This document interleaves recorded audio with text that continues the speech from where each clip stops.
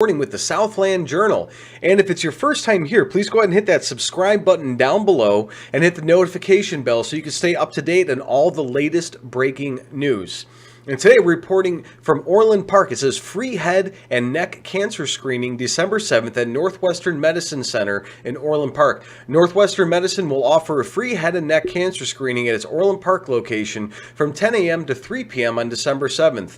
The non-invasive oral head and neck screening will check for abnormal, irregular, or discolored areas or lumps that are irregular on one side compared to the other. Northwestern Medicine Orland Park is located at 153rd and West Avenue at 15300 West Avenue, and they say to please use entrance 1 and that registration is not required. A little bit of facts on the head and neck cancer. I mean, it's really prevalent out there, and it's one of the most underreported things. They have a little snippet about head and neck cancer is the 6th most common cancer worldwide, with approximately 68,000 cases diagnosed per year in the United States, according to the National Cancer Institute. Head and neck cancers usually develop within squamous cells, the moist cells that line inside of the mouth, nose, and throat. Head and neck cancers can also begin in the sinuses, salivary glands, muscles, or nerves of the head or neck. I didn't know any of that, and it's pretty good that we actually have people that are caring enough to do free screenings for that in Orland Park. So make sure you guys get out there and get your free screening. We have the next news from U.S. politics. It says Bobby Rush votes in favor of preventing the railroad shutdown. U.S. Representative Bobby L. Rush, Democrat out of Illinois, released the following statement after voting in favor of House Joint Resolution 100 and House Resolution 119. It says, Bobby stated, I am extremely concerned for the well-being of railroad employees, as my first job immediately after being honorably discharged from the U.S. Army was working for the Baltimore, Ohio Railroad. Rail workers across the country work long and unpredictable hours to make sure our economy functions. They deserve to be able to fight for their priorities, and I am pleased that the tentative agreement secures important gains for them, including a 24% raise. Good job, Bobby Rush. He continued his statement saying, unfortunately, the railroad companies have been unwilling to negotiate in good faith with their workers, which brought the country to the brink of a rail crisis. He's also grateful for Speaker Nancy Pelosi for bringing a package of bills to the floor today that would have kept both the country's rail lines running on the tracks and would have grant the workers the personal time off they have fought for and deserve. I'm happy to support the bills together. I've got friends that work in the railroad industry, and a lot of those guys work 7 days with no time off, and it just goes absolutely psychotic how much those guys are actually going through. And my heart goes out to them. They work in 20 below zero weather, rain or shine, it doesn't matter. Our railroad workers deserve every scrap of what they can get. Good job, Bobby Rush. On to, oh boy, this one's good. It says former Cook County Land Bank Authority employee charged in a scheme to fraudulently purchase and resell properties. Not good. Former employee of the Cook County Land Bank Authority used straw buyers to fraudulently purchase and resell properties from the agency on his behalf, according to a federal fraud charge filed by U.S. Attorney's Office in Chicago. Good job, guys. It says Mustafa Saleh, 36 of Chicago, is charged with 1 count of wire fraud. The charge carries a maximum sentence of 20 years in federal prison. Arraignments in U.S. District Court in Chicago has not yet been scheduled. The charge was announced by John R. Lausch of U.S. Attorneys from the Northern District of Illinois, and quite a few other people. They did an excellent job in doing that. The FBI was involved. They really nailed this guy, and great job, guys.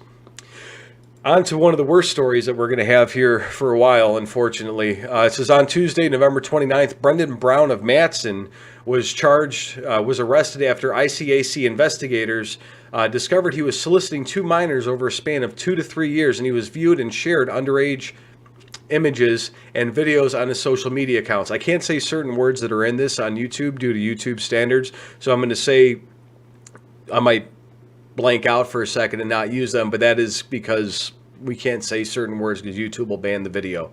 It says the investigation followed a cyber tip from the National Center for Missing and Exploited Children. Investigators obtained search warrants to seize his cell phone and additional electronic devices. A forensic examination of his phone and social media accounts revealed approximately 200 files of abuse material and child material of children as young as toddlers. Brown told investigators he had been texting and sending the minors photos of himself with the goal of meeting them for stuff. He also stated he used multiple social media apps to view, share, and download the CP.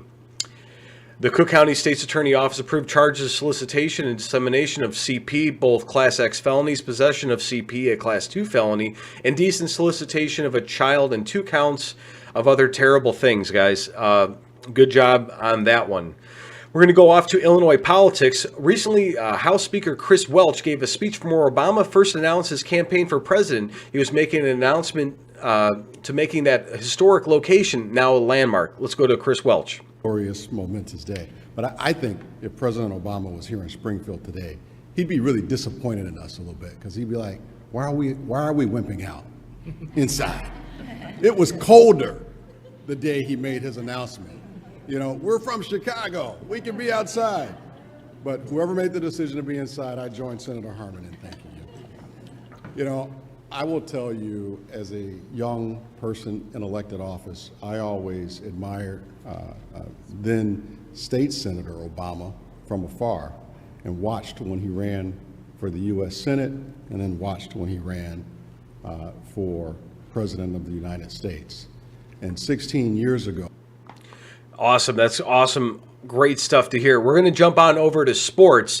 And will Justin Fields play this week versus the Green Bay Packers? Justin Fields discusses exactly how he feels today. Let's go ahead and check out this clip. It's Wednesday to today in terms of how you're feeling and where you're at and where the limitations are.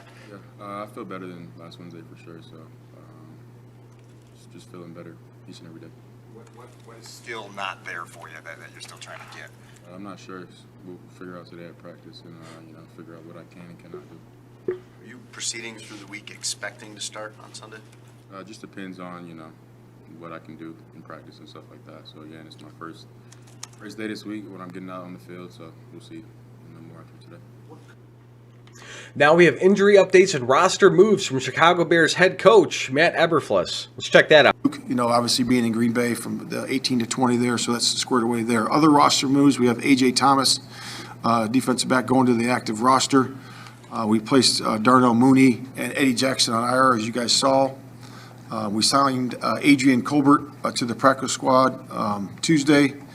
Today we'll be adding D-line Andrew Brown from the Cardinals practice squad. Dane Crushake will go on IR as well. And we're now at 53 and 15 on the practice squad. So a lot of action there, obviously, much more than we've had all year. But a lot of moving parts for the coaches. You know, when you have that many moving parts, we got to do a really good job of teaching, coaching our systems to get guys ready to go in starting roles or in a backup role, if they need be, based on injury and how things work out during the course of the week. So we're in the process of that right now. So with that, I'll open up to questions. Make sure to, again, if it's your first time here, please go ahead and hit that subscribe button down below. Hit that notification bell where you can stay up to date on all the latest breaking news. And again, I'm reporting with the Southland Journal. We have daily breaking news articles from all across Chicagoland, and the website is spectacular, and it's updated almost hourly throughout the day. So if you guys want to stay up to date with all the latest breaking news, please go ahead and hit subscribe down below, and also check out our website, thesouthlandjournal.com. Have a great rest of your day.